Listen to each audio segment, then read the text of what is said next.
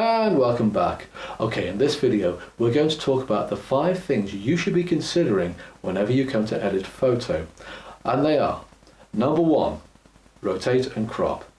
Number 2, get your dark and light sorted out. Number 3, get your color balance sorted out. Number 4, sharpen. And number 5, corrections. That's things like red eye, spot removal, what have you. Alright, let's get started on the first one. Alright, we've gone into screen recording mode, so chances are the sound is quite a bit better. So the first thing you need to do is crop and rotate. Or should I say rotate and then crop, because you rotate first and then you crop. There's reasons for doing that. So come to our crop tool and look, you get this crop box there. If you come to these corners, you see you get a little arrow, little diagonal arrow with 2 arrowheads. Means you can move around. You can move around your crop box. But instead, I'm going to come on the outside and you see instead you get a curved arrow. Now, if I drag up and down, I can rotate the whole picture, which is what I want to do first.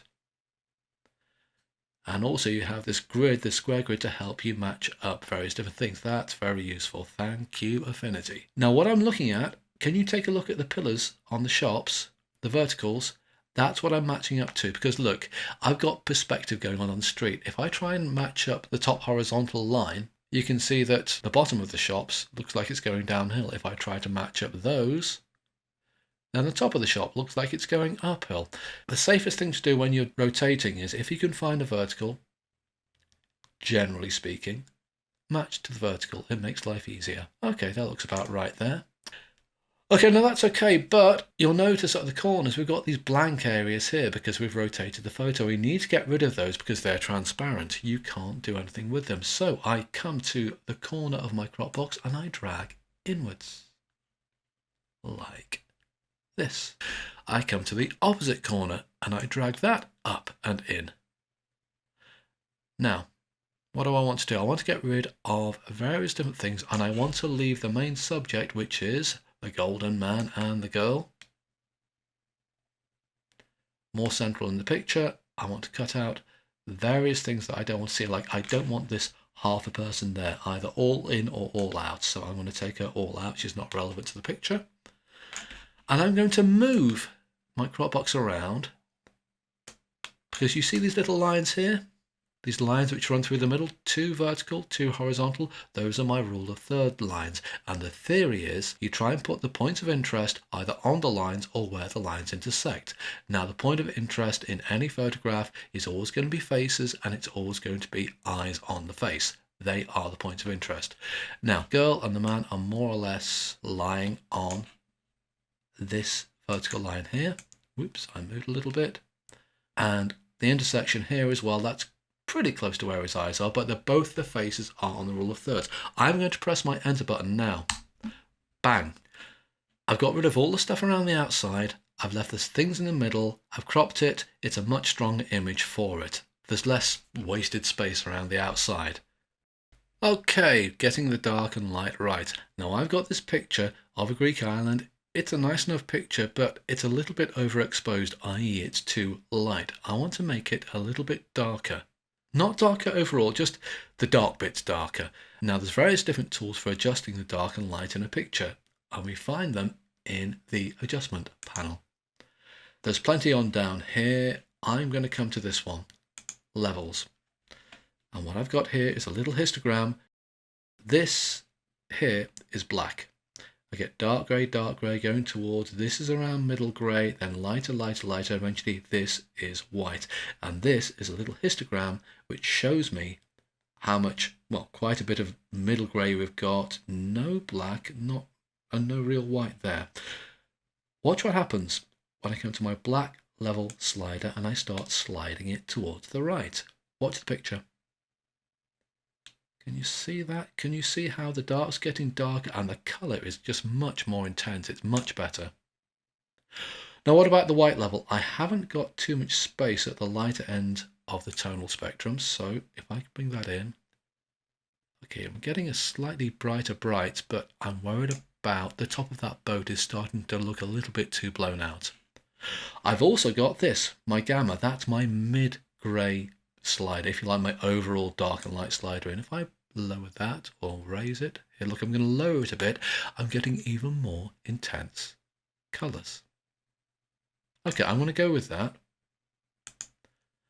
While I'm here, those highlights on the boat could do with being just tamed just a little bit. So I'm going to come down my adjustment panel options until I get to here, shadows and highlights.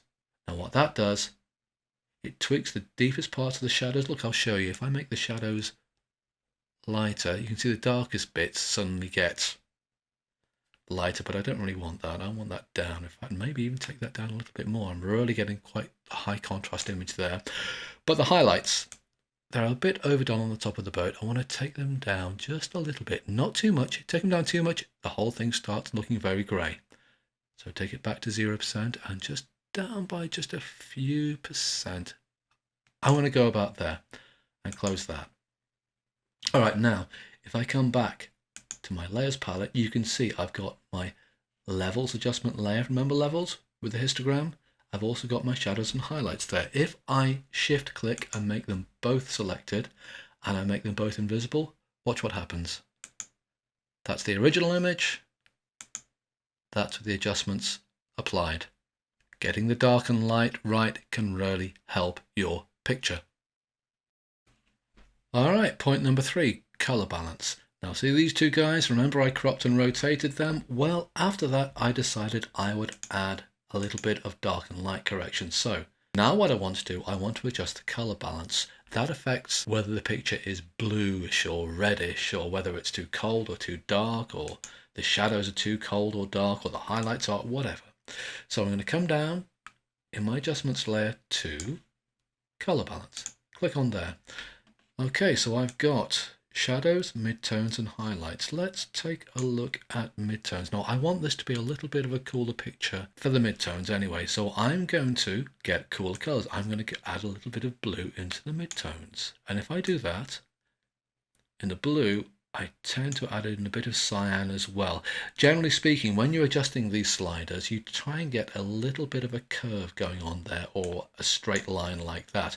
What you try not to do is get a lot of very extreme adjustments like this. You can take a look, the picture's all over the place at the moment. So I'm going to bring this back and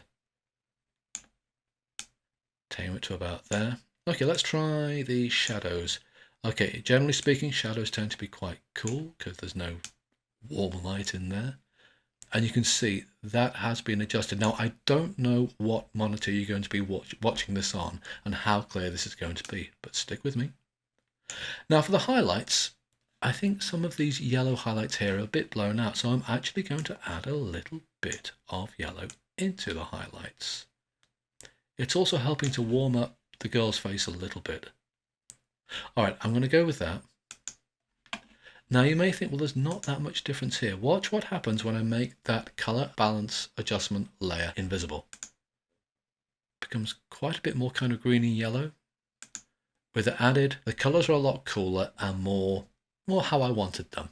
Because this is a little bit more difficult to understand than dark and light or crop and rotate, I am going to come to this picture here. Now this picture was taken underneath a shade which is made out of a kind of an orangey yellow material. So as you can see, it's looking really quite yellow.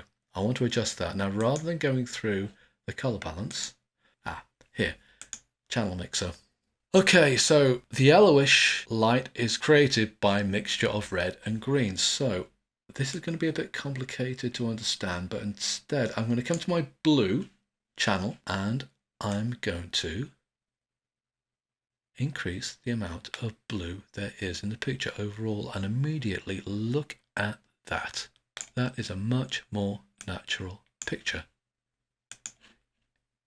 If I come to my layers palette and knock it out, before, after. Now the channel mixer and the color balance adjustment layers, they're a little bit more complicated than the dark and light and what have you.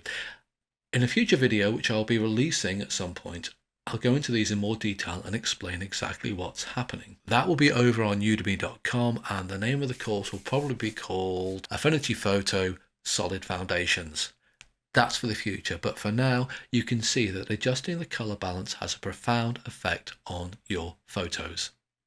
All right, step number 4, sharpen your images. Now I'm going to let you in on a little secret here. If you're taking photographs with your camera and it's giving you JPEGs back, it's already sharpened the image. Now, how good a job it does of that depends upon the camera, but also it's not using human judgment, it's using mathematical equations. There's no reason you can't help things along. So for this, I'm going to come to my magnifying glass, I'm going to double click. That makes me zoom into 100% so you can see clearly what I'm doing.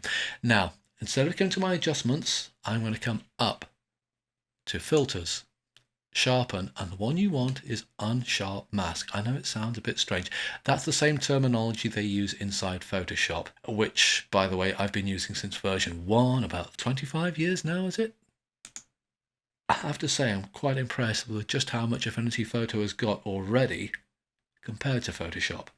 Anyway, unsharp mask. Now let's get a little bit involved with this. You take a look at these 3 little boxes down here. No split view, mirror view. I'm going to come to split view. And I've got my before or after slider. Now I'm going to start adjusting the radius of my unsharp mask. Take a look at the left hand side of the screen and I'm going to up the factor as well. And pretty soon you should start to see you're getting much more sharply defined. Now I'm exaggerating here because I don't know what kind of monitor you're looking at. I'm making it very exaggerated to make a point. Now, if I move my before or after slider, you can see there's before and slide along. Quite a nifty feature, this. That's what it looks like after. That's pretty intense. So let's knock that effect back here, okay? Now what's happening here is Affinity is applying a local contrast on the edge. Let's take a look. I'll zoom in. I'm adjusting the radius and the factor right way up high. And if you take a look at this stubble, it's increasing the contrast between the edges of the dark and the light. Now that gives the appearance of there being a more sharply defined edge. It's like local increasing the contrast. I'm going to knock this back a little bit because that's just way too sharp. Let's just try it to about there. And also the threshold, that defines how strong the contrast on the edges has to be before the effect kicks in. Look, if I take it to 100%, there's just no effect. If I start dialing it back down again, then you start to see a more contrasty image. Now this is quite a strong effect. I'm deliberately making it strong because I can't make any guarantees about what you're looking at. You may be looking at this on a really tiny screen, so the effect is hardly noticeable at all. But if I zoom it all the way across and back, if I scrub backwards and forwards, you can see, hopefully, I'm getting a sharper image. I'll click on apply there. I'll take it back so I can view the whole thing. And sharpen image, something you end up doing a lot. Okay, the final thing, point 5, healing.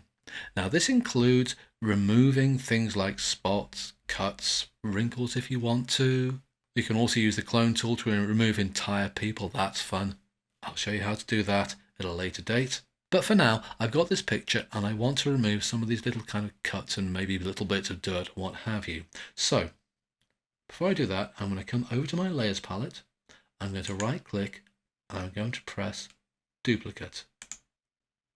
Now I've got 2 layers, one on top of the other, and I'm going to work on the top layer and then make it invisible so that you can see the things I've done. So I want to be clear what I'm doing. If you're doing this kind of work, healing and what have you, it's best to work at 100% or more. So double click and look, if I move around, yeah, you can see I've got these little kind of cuts and blemishes here. I'm going to come over to my toolbar, here where it says healing brush. I'm going to use the very, very quick one, the blemish removal tool here. Now, on my keyboard, I've got 2 square bracket keys. Next to the P on my keyboard, it should be the same on yours. I have the left bracket and the right bracket. If I hit the left bracket, my brush size gets smaller. If I hit the right square bracket, the brush size gets bigger. Now, I want this brush size to be just a little bit bigger than the thing it's trying to remove, about there. So that's about the right size, and just click. And look at that, it's gone. Let's try this, maybe a little bit bigger here, and click. And the blemish has gone. I don't know if that's a birthmark or a freckle or a bit of chocolate. Let's try removing it instead. All right, we'll go with that. That is a birthmark. I'm not going to remove that. You will find that most professional photographers will not remove moles or freckles unless they are specifically asked to do so. And if the client doesn't ask, they'll probably forget to mention it. But they will remove things like spots, cuts, things like that. There's good reasons for doing that, which I won't go into now. I can see just one more tiny little one here. All right. If I come back to my magnifying glass and I make this just a little bit smaller and move it along to here, oh, maybe there's another one there as well. So I'll come back to my blemish removal tool and click there. Right, if you remember, I duplicated my layer. I was working on the duplicate. If I make this layer invisible, watch what happens when I look at the original layer. Spots and cuts. All gone, as if by magic. Okay, so just to go through again the 5 different stages. Number 1, rotate and crop. Number 2, get the dark and light right. Number 3, get the color balance right. Number 4, sharpen your image. And number 5, corrections. That's things like removing cuts, spots and what have you, cloning. Now these are the 5 basic steps you should look at with every photograph. It doesn't mean you have to do all the changes. I mean, sometimes you get a photograph, it's fine as it is, just leave it. Sometimes you may need to edit just 1 or 2 little things here and there. Sometimes you might have to do all 5. It just depends. You've got to use your judgment on that. But if you use these 5 checkpoints as a starting point, you immediately get an idea of where you're supposed to be going, because the problem with a big program like Affinity is, what do I do? And then, how do I do it? Okay, if you got something out of this tutorial, I recommend you subscribe to my channel. The reason being is, I'm putting together a tutorial series called Affinity Photo Solid Foundations that will give you everything you need to know to make your photos really sparkle. I'll be covering a lot of how to do things, but also I'll be saying why you would do things, when you would do things, and sometimes when you wouldn't. So, subscribe now and stay tuned for forthcoming announcements. Okay, thanks for listening.